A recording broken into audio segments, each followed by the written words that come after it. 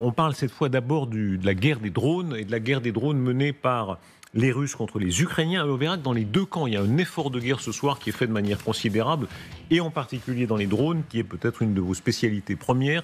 Expliquez-nous ce qui est en train de se passer. Sur cette image, les Russes revendiquent cette séquence où on voit un char, ce serait un char Abrams qui serait touché.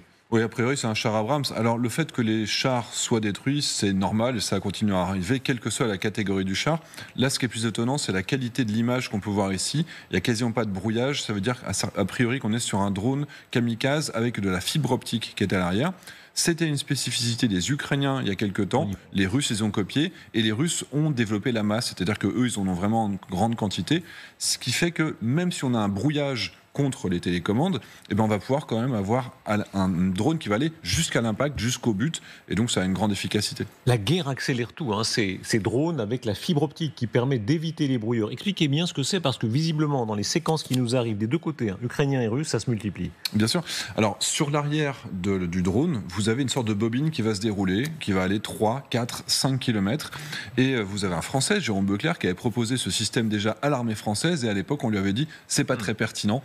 Il prouve justement en Ukraine, parce que ce Français est impliqué là-bas pour proposer ce service aux Ukrainiens qui l'ont employé en premier. Donc il y a un fil, il y a vraiment un fil physique. Exactement. C'est pas simplement une onde, il y a vraiment un fil de plusieurs kilomètres. Il y a un fil qui va faire 3 à 5 km sur les drones kamikazes et qui va aller jusqu'à 50 km sur les drones bombardiers qui sont utilisés également par les Ukrainiens. Ça, par contre, ça reste une spécificité ukrainienne. Les Russes et les Ukrainiens l'ont pour le drone kamikaze à 3 km, et on a vraiment ce câble qui nous relie. Le télépilote, il va être enterré, il va être caché, comme ça il a même plus besoin de se mettre à l'extérieur avec sa télécommande, et de cette manière-là, il est sûr, lui, de ne pas être détecté. Il n'émet pas d'onde, si bien qu'il n'a pas à recevoir d'obus de son côté, et son drone va aller forcément jusqu'à l'impact. Ce que vous décrivez est fascinant, parce qu'on en était resté aux jouets télécommandés où il y a effectivement un fil, mais là c'est une fibre, j'imagine, extrêmement fine. Oui, c'est vraiment un fil de pêche. Ouais. Et qui ne s'enroule pas, parce que qui permet de...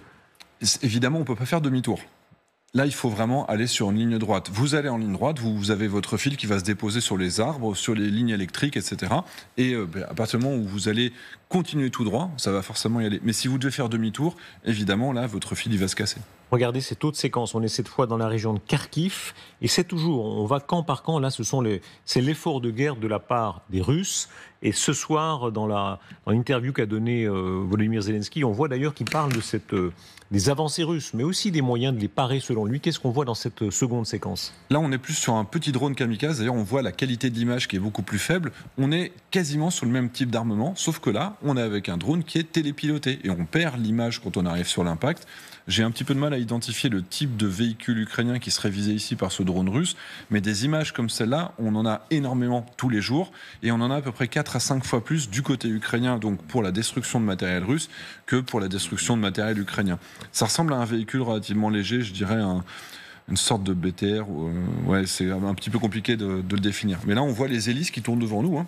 Donc on a la caméra qui est à l'arrière des hélices, et c'est un système, a priori, il n'a pas de contacteur, parce que vous en avez d'autres dans lesquels, quand ça va toucher, ça va exploser. Là, c'est certainement à l'impact avec le choc. Si on dézoome, comme on dit, à l'échelle de cette guerre, de ce front immense, hein, c'est un front de 1000 km, on a l'impression que le drone est en train de changer le sort des deux côtés du rapport de force. Le drone représente entre les 2 tiers et les 3 quarts des pertes matérielles prouvées pour les deux camps. C'est-à-dire qu'au-delà des bombes planantes, au-delà d'artillerie qui sont absolument nécessaires et indispensables, le drone est vraiment nécessaire. Pour la défense, on l'a vu avec cette fameuse offensive des Nord-Coréens qui essaient de traverser des champs, il y a combien de dizaines de drones kamikazes qui vont tomber sur eux, et on parle de milliers de drones qui sont consommés tous les jours par les deux camps, avec un avantage toujours certain pour l'Ukraine dans le domaine, qui a vraiment une capacité de production. Ils ont commencé plus tôt, leur ramp-up est important, et ils ont des chaînes d'approvisionnement nationales maintenant qui fonctionnent vraiment très bien. Et on parle du coup, en accumulant les deux camps, les drones kamikazes de petite taille, ça va représenter 6 000, 8 000 unités par jour qui sont utilisées sur la totalité du front.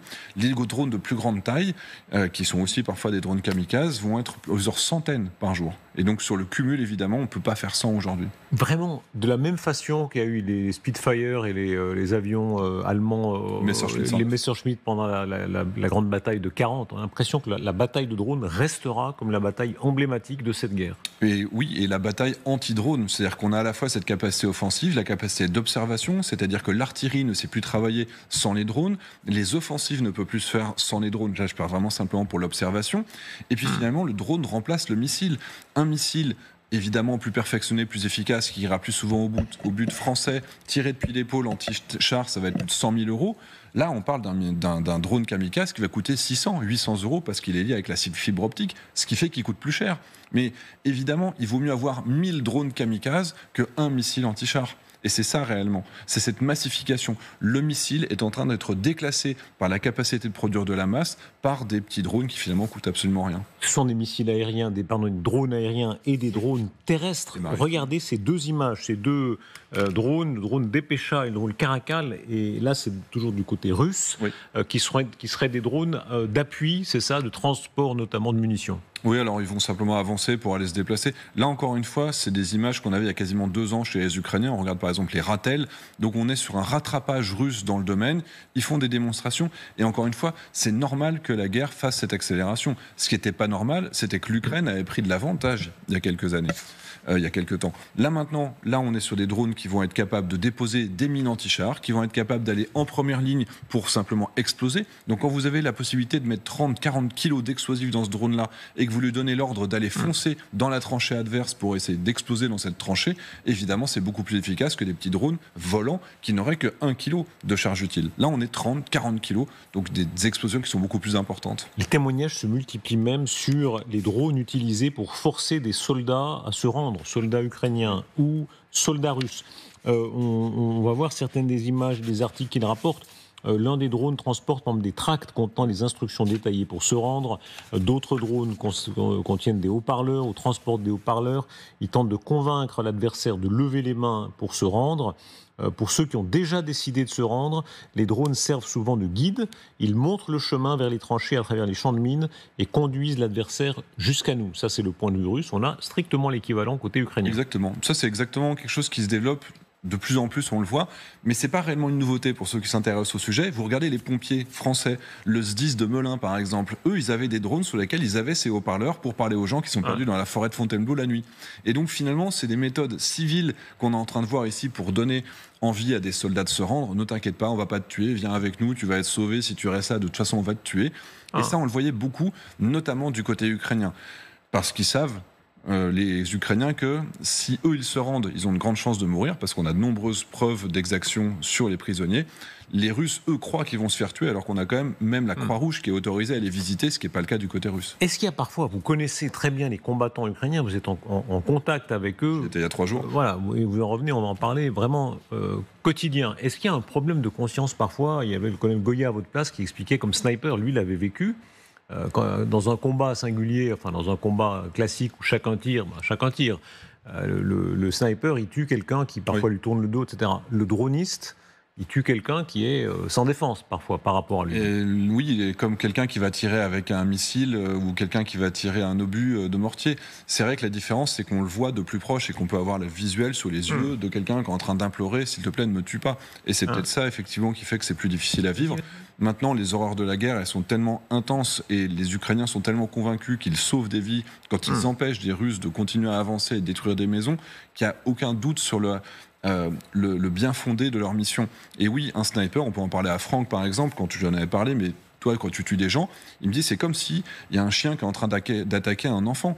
Je peux tuer ce chien parce que c'est simplement mon devoir d'empêcher ce chien de faire du mal. C'est la même chose quand il tue un Russe. J'avais toujours été frappé par le témoignage de Giscard d'Estaing qui disait la première fois que dans sa lunette, on oublie qu'il avait fait une guerre assez très engagée, fin de la guerre, mais enfin, et la première fois qu'il avait vu le regard d'un Allemand dans sa lunette sur lequel il allait tirer. Mais c'est malheureusement la réalité quotidienne avec, faut pas oublier les chiffres. Aujourd'hui, on est entre 1300 et 1500 hommes qui tombent tous les jours dans cette guerre. Et logiquement, il y a une partie d'entre eux, celui qui le tue, voit effectivement ce qui va lui arriver. On va regarder et entendre une séquence qui montre que les Ukrainiens se battent, alors cette fois, y compris avec des moyens apparemment très simples. C'est une mitrailleuse tout à fait classique pour abattre des drones Shahed, on va l'entendre dans quelques instants.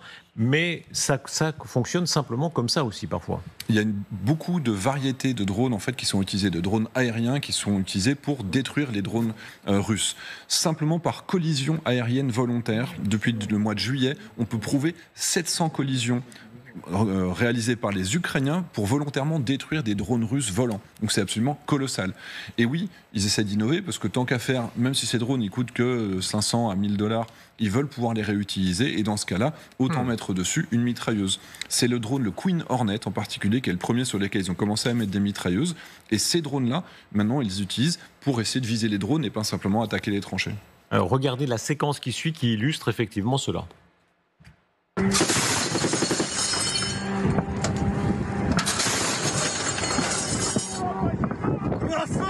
Très bien, oui. J'ai touché, j'ai eu un ennemi. En un coup.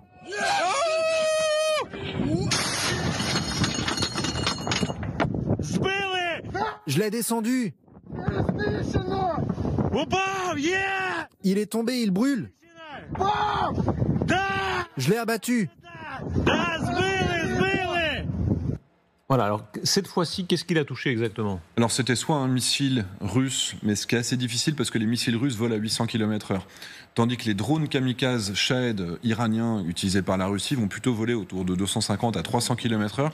Et donc on a beaucoup plus de chances d'être capable de les intercepter quand on tire avec ces mitrailleuses lourdes. Là c'est une ZSU, je sais pas combien, 23, qui permet d'avoir une sorte de... Parce qu'en plus on voit qu'il y a plusieurs canons en même temps, donc on peut vraiment saturer le ciel. Et là, il se félicite d'avoir réussi à tirer parce que, objectivement, j'ai été avec eux, j'ai passé des nuits avec ces gens-là.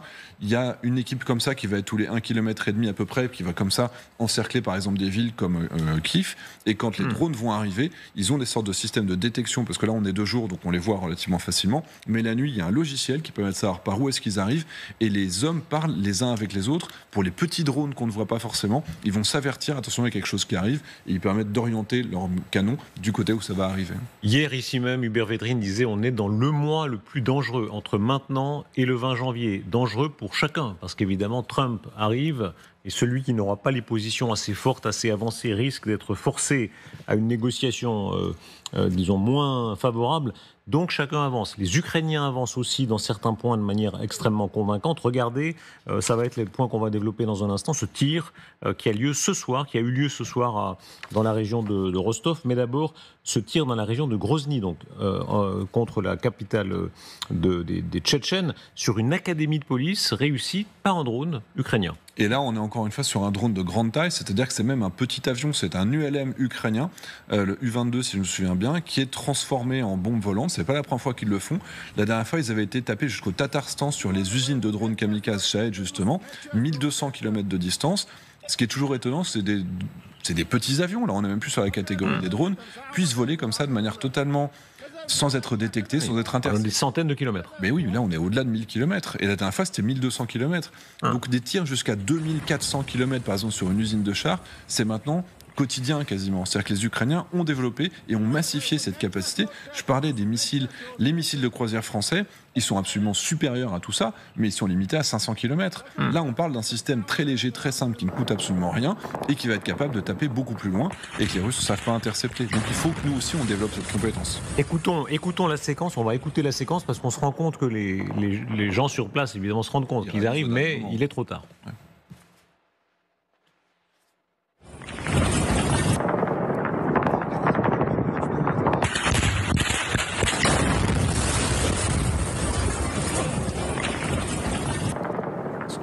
Fascinant les gens qui filment au lieu de se cacher.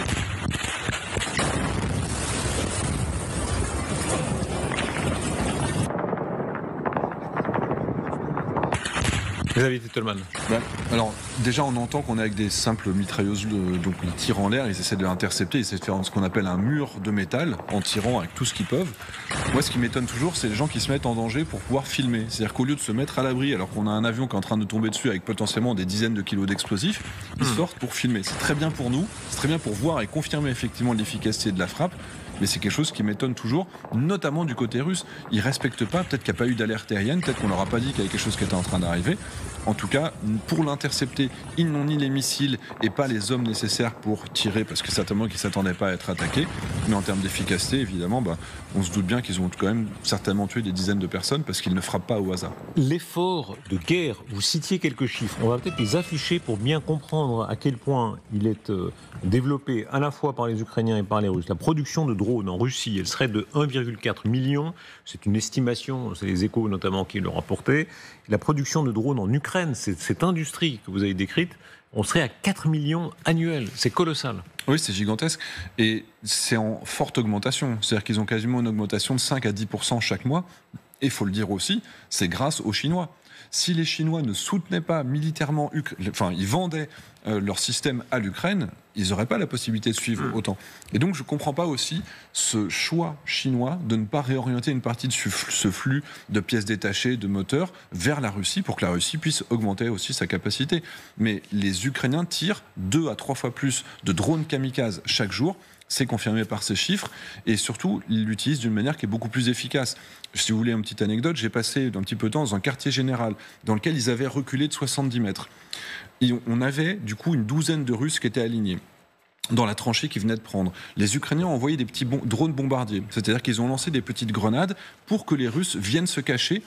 Les Ukrainiens connaissaient bien cette tranchée puisqu'ils venaient de la lâcher le matin même. Une fois que les Russes s'étaient accumulés dans le seul abri qui était disponible, ils ont lancé un drone kamikaze et devant mes yeux, il y a 5 à 6 Russes qui ont été tués. Et ça, c'est le quotidien pour eux. Est-ce que l'Occident pourrait aider plus massivement l'Ukraine dans ce domaine-là ? C'est facile, on fait rien. Donc oui, alors oui, je dis on fait rien, on a donné une centaine de drones, la compagnie Doller a donné des drones qui ont une capacité de détruire des pick-up légers, on en a donné quelques centaines, donc c'est relativement réduit. Face à un pays qui est capable d'en produire 4000, 5000 par jour, parce que c'est vraiment ça l'ordre de grandeur, évidemment, on peut faire infiniment fois plus. Mais 1, pour aider les Ukrainiens, mais 2, pour être prêt. Je reviens de Pologne, je reviens d'Estonie. Mon Dieu, mais ces gens se préparent réellement à faire la guerre dans 2 à 3 ans avec la Russie. Donc nous, le fait de ne pas être capable de produire plus de drones déjà pour aider les Ukrainiens aujourd'hui, ça veut dire aussi qu'on ne sera pas capable d'en produire beaucoup plus demain pour nous-mêmes. Cette séquence encore plus concentrée, encore plus impressionnante, parce qu'on voit ce à quoi peut ressembler un essaim de drones, une escadrille de drones, où il y aura bientôt peut-être des batailles rangées de drones. Oui. Regardez cette séquence, c'est une séquence du côté ukrainien. Alors, ce qui est intéressant, c'est pas simplement le nombre, c'est que là, les drones ne sont pas tous pilotés. C'est-à-dire qu'on n'a pas un pilote pour chaque drone pour lui donner une mission individuelle, c'est-à-dire qu'ils vont avoir une mission qui va être par exemple, d'aller réaliser un bombardement à tel endroit. Et si un de ces drones était intercepté, ou s'il subissait de la guerre électronique et était brouillé, les autres vont contourner cette zone-là. C'est-à-dire qu'il y a une réelle intelligence du drone pour être capable d'interagir les uns avec les autres et de prendre des décisions sans qu'un humain lui dise, parce que eux, ils sont 10, peut-être que ces 10 drones, il n'y en aura que 5 qui vont être capables d'aller faire le bombardement à l'endroit qui est prévu, mais ils savent le faire d'une manière autonome. Et c'est ça la vraie nouveauté, c'est ça la réelle première fois qu'on entend réellement une mise en place de drones et d'essaims autonomes avec une intelligence artificielle embarquée. Est-ce que c'est aussi une façon de continuer la guerre, quelles que soient les circonstances ? On va voir dans quelques instants lire les déclarations assez étonnantes du président Zelensky qui va très loin aujourd'hui dans l'idée d'une négociation, alors que ça paraît pour beaucoup d'Ukrainiens inacceptable, évidemment, de négocier avec la Russie. Et si le front devait être gelé, on se dit que les drones, c'est une façon de contourner toutes les limites. Mais alors après, on peut penser la même chose de l'artillerie ou à peu près de toutes les armes. Finalement, c'est vrai que les armes à longue distance pourront toujours être utilisées. Et le drone est devenu tellement accessible et facilement qu'on peut le produire dans sa cave. C'est vrai que n'importe qui pourrait faire tomber le cessez-le-feu en commençant à faire des attaques de drones. N'importe quelle université peut produire des dizaines de drones demain et relancer des attaques. Donc c'est vrai que les futurs cessez-le-feu vont être compliqués en Ukraine, comme dans tous les pays, d'une manière générale. Mais la volonté de Zelensky aujourd'hui de simplement négocier, c'est pas une nouveauté. Le fameux mémorandum pour la paix qui avait eu lieu en Suisse la première fois et le deuxième qui devait avoir lieu, la Russie a refusé d'y participer, alors qu'il y avait des dizaines de pays, dont l'Inde, l'Afrique du Sud, qui avaient cherché à pousser la Russie à venir.